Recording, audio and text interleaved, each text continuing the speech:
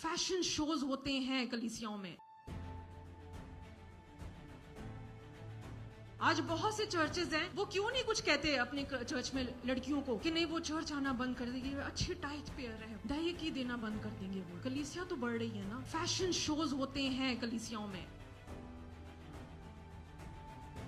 कि जब आप छोटी छोटी टी शर्ट्स पहनकर आएंगे तो करते रहेंगे ना सारा वक्त ऐसे। इतने इतने तस्वीरें खिंचवाई होती हैं औरतों ने, मुझे इतनी शर्म आई। मैंने कहा चर्च आप ऐसे आते हो, अपने हर जगह का एक ड्रेस कोड है। आप जब जाते हैं सेफ्टी वाले जो होते हैं, आपका एक ड्रेस कोड है ना कि आपने टोपी पहननी है, सेफ्टी शूज पहनने हैं। तो फिर हम चर्च के ड्रेस कोड को क्यों नहीं फॉलो करते? सॉरी टू से मैं आपको बोलना चाहती हूँ कि वेस्टर्न कल्चर ने, वेस्टर्न पास्टर्स ने बहुत दिमाग खराब कर दिया है पाकिस्तानी और इंडियन कलीसियाओं का। इंडिया में एक बहुत बड़ा चर्च है और उस वहाँ की चर्च की उस खादमा ने मुझे पर्सनली बताया, कहती है कि हम एंटर नहीं होने देते अगर औरतों ने स्लीवलेस पहनना होता है या उन्होंने कसी हुई जीन्स पहनी होती है।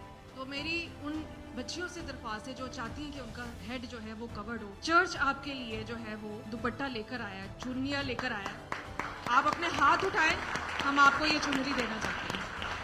पहला तिमोथियस उसका 2 बाब और उसकी 9वीं और 10 आयत। इसी तरह औरत हयादार लिबास से शर्म और परहेजगारी के साथ अपने आप को संवारे, ना के बाल गूंदने और सोने और मोतियों और कीमती पोशाक से।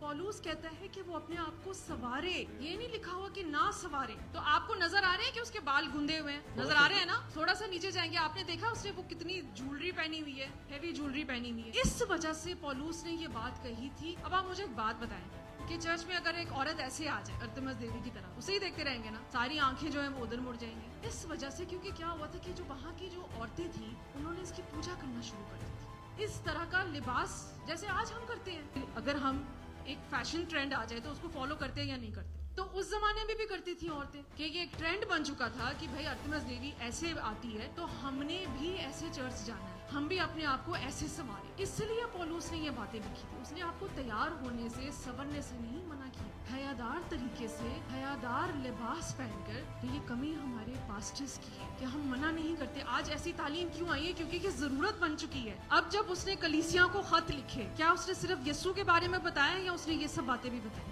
ये बातें कहना जरूरी थी तो पौलुस ने ये बाइबल का इसका हिस्सा बनाया। इन खतों में लिखा कलीसियाओं को कि तुम्हारी कलीसिया में ये डिसिप्लिन होना चाहिए।